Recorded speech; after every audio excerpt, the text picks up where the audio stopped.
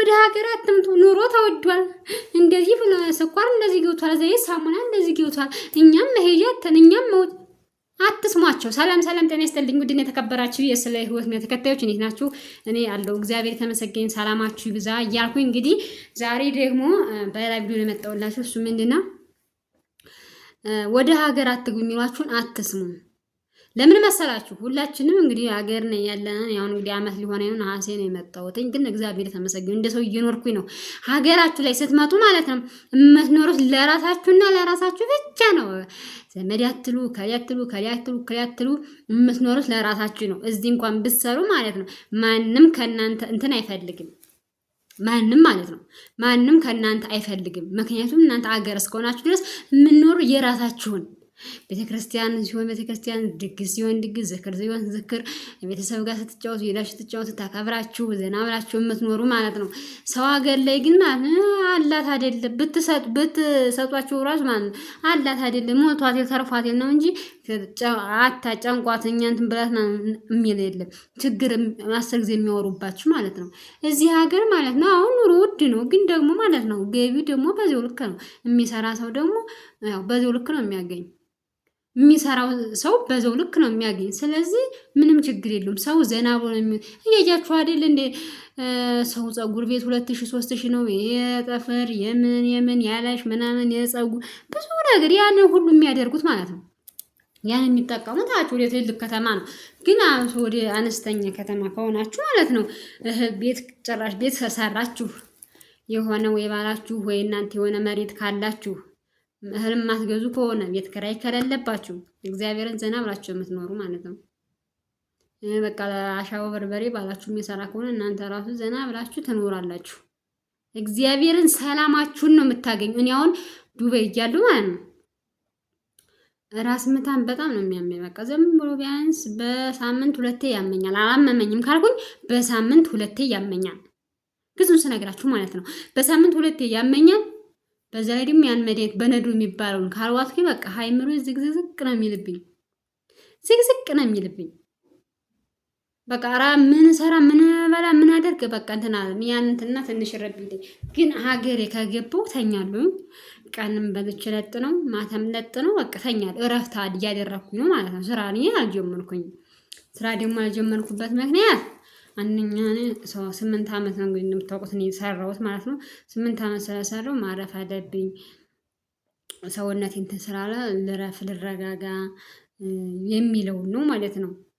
እና ደግሞ ባሌ እየሰራ ስለሆነ እሱ ደግሞ እየሰራ ያስተዳድረኝ አይሻልም? እኔ ስሰራ ኑሮ ያለው እሱ ደግሞ እግዚአብሔር ይመስገን እየሰራ ነው።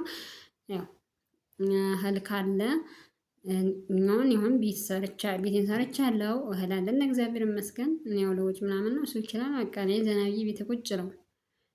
ስራ የምጀምርበት ችግር የለውም።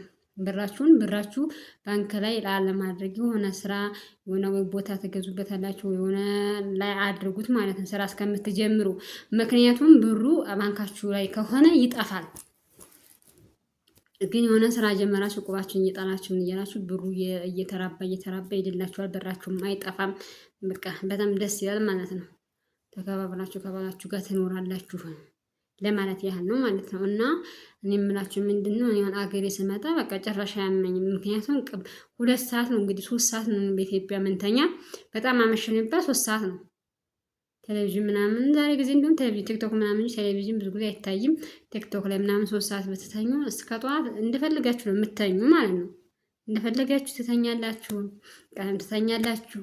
በቃ ጭንቀት ሰውነታችሁ አስዋገር እኮ ማለት ነው። ሰዎቹ አንዳንድ ጊዜ ረፍት ይሄዳሉ። ሲሄዱ እንኳን ምንም እንቅልፍ አይዝም። የዝሙ ሰብረበርበር በቃ የሆነ ሰብርብር ነው የሚያደርጋችሁ። ግን እዚህ ግን በደንብ በቂ እንቅልፍ ስለምናገኝ በቂ እንቅልፍ ስለምንተኛ ጤናችን ወደ ራሳችን እየተመለሰ ነው ማለት ነው። እንዲህ አሱ እግዚአብሔርን አስዋገርን ያውን ማለት ነው የመርሳት በሽታ ይዞ ነበር።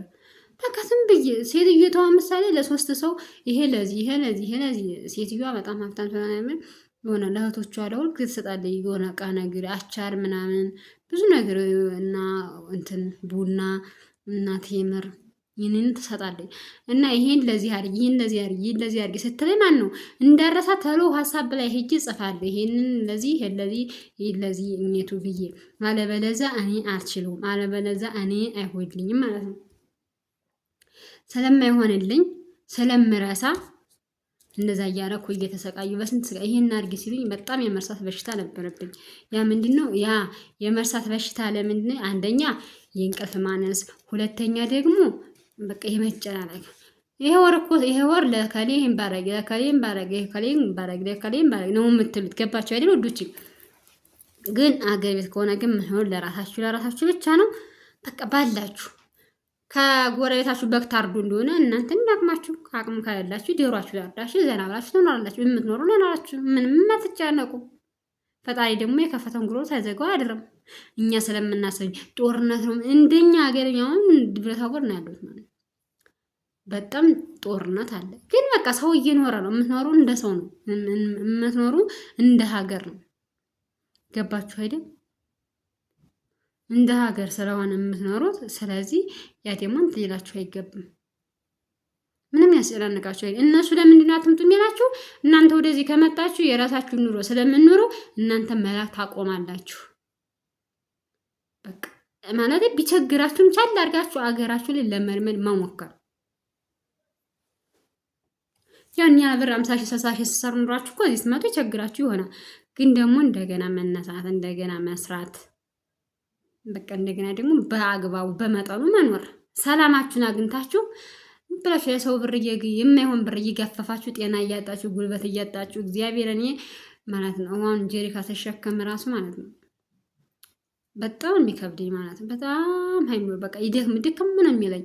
አሁን እናንተ አይታወቃችሁም። እዚህ ስትመጡ ነው ጉልበታችሁ እንዳለቀ የሚገባችሁ። እግዚአብሔርን እውነቴ ነው። ጉልበታችሁ እንዳለቀ የምታውቁት አሁን ነው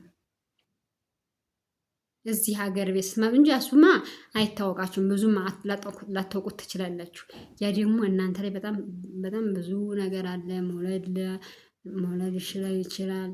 እንደዚህ ደግሞ ካልወለዳችሁ ምን ደስታ የላችሁ። ምን ቤታችሁ የሚያምር ምን ሶፋ ቢኖረው ምን ቡፌ ቢኖረው ምን ቴሌቪዥን ቢኖረው ምን ቢኖር ምንም እርካታ አይሰጣችሁም። የሰው ልጅ በቃ ሲኖር ልጅ ወልዶ ትዳር ይዞ ነው መኖር ያለበት ማለት ነው። ግን እንደዚያ ለመሆን ደግሞ ትዕግስተኛ ሴት በቃ ታጋሽ ሴት መሆን ችግር የለውም። ወታችሁን ቢቸግራችሁ እንደ ሰው ነው። ሁልጊዜ ለማንም እንደ ሰው የምንኖር ለምን የኗሪ አኗኗሪ ነው የምንሆንኛ። እዚህ ያለ ሰው ቸገረኛ እናቴ ፏ ብሎ ምን ብሎ ኑሮውን ይኖራል። እኛ ግን ሁልጊዜ ለሰው ነው የምንኖር። ለምን እንዴት አድርገላችሁ ኑሳሉ የራሳችሁ ህይወት ኑሮ እንደ ሰው ትኖራላችሁ። እግዚአብሔርና እዚያም ሆነ አዲስ አበባም ሆነ ገጠርም ሆነ ምን ዛሬ በነገራችን ላይ ማለት ነው ብር ካላችሁ ገጠር ከተማ ምንም አይልም። በየሁሉም ቦታ ሆን ያለሁበት አነስተኛ ከተማ ቲክቶክ አለ፣ ኔትወርክ ዋይፋይ ምናምን ካለ ብር ካላችሁ ገጥማችሁ ዘና ብላችሁ ቤታችሁ መዋል ትችላላችሁ። ሁሉ ነገር እቃ ብትሉ ምን ብትሉ ዘና ብላችሁ ትኖራላችሁ ብር ካላችሁ ማለት ነው። የትም ይሆን እያላቅማችሁ በቀድሚያችሁን ስጨርሱ ለስራ ላርጊ በቃ በመጠኑ በአግባቡ ሆናችሁ ተሎ እድሜያችሁ ልጅም ሆነ ባለም ሆነ ሆነ በጊዜው ነው የሚመጣ። ያለ ጊዜው ካለፈ ከባድ ነው። ወይም ደግሞ ታውቃላችሁ። ስለዚህ እንደዚህ ለማድረግ ደግሞ እናንተ መወሰን አለባችሁ። ውሳኔያችሁ ደግሞ ምንድነው? በቃ ሄጄ እኔ እንደ ሰው እኖራለሁ አለቀ። ቢቸግረኝም ባይቸግረኝም ያላችሁን በአግባቡ አድርጋችሁ ስራችሁን ጀምራችሁ ወይም ደግሞ ትንሽ እረጋጋለሁ ካላችሁ ባላችሁ የሚሰራ ከሆነ ያችን ብር ዝግ አካውንት የሚባል ዝግ አካውንት ታደርጋላችሁ እስከምትረጋጉ። ተረፈሱ የሚሰራ ከሆነ እናንተ መታችሁ ረፍ ካላችሁ አየሩን ሁሉ ምን ብሰራ ምን ያዋጣል፣ ምን ብሰራ በዚህ ሰፈር ይሄን ብሰራ ቢያዋጣኝ ብላችሁ ወስናችሁ እንትን ማለት ስራ ትጀምራላችሁ ማለት ነው። ያኔ ደግሞ ቀስ ቀስ እያለ ፈጣሪ ደግሞ እናንተ ስትሰሩ ፈጣሪ ደግሞ በረከቱን ረድኤቱን ይጨምርላችኋል። እና ወዶቼ እግዚአብሔርን ሙታ ነው አትምጡማችሁን አትስሟቸው አውቆ ነው እግዚአብሔርን እያሾፉባችሁ ነው ማለት ነው። እና አትስሟቸው። ቤተሰብ ሰብስክራይብ ላይ ከተመቻችሁ ሰብስክራይብ ላይ ሼር በማድረግ አበረታቱኝ። በሌላ ቪዲዮ እስከመጣ ድረስ መልካም ቀን ይሁንላችሁ። ምክንያቱም ሁሉም ሰው የራስ ህይወት ነው የሚኖረው። እዚህ ጋር የሰማችሁ ማንም ለማንም አይረዳዳም እዚህ ማለት ነው። ሁሉም የሚኖረው የራሱን ነው። ዝም ላይ ነው ሰላም የሚባባል እኛ ግን አረብ ሀገር ያለን ሴቶች ልባችን የዋህ ነው፣ ለማንም እንደረዳን ነው። እኛ ግን ስንወርቅ በኋላ የሚረዳን ነው። ያሽመና እንደዚህ ብላ መታ ነበር እንደዚህ ብላ ደግሞ ተመልሳ በጣም መጥፎ ነገር ነው ነገር። ስለዚህ ያ ነገር ሳይሆን ወስናችሁ መታችሁ ህይወታችሁ ኑሩ። ጦርነትም አለ እንደ ሁሉ ነው፣ እንደ ሁሉም ነው። እናንተ በቃ የተለየ ነገር አታርጉ እንጂ ጦርነት ሲኖር አገታችሁ ቁጭ ስላላችሁ ሰላም ሆን ስራችሁን ትሰራላችሁ። እንደ ሁሉም ነው እላችኋለሁ። አመሰግናለሁ። ስለበዛባችሁ ይቅርታ።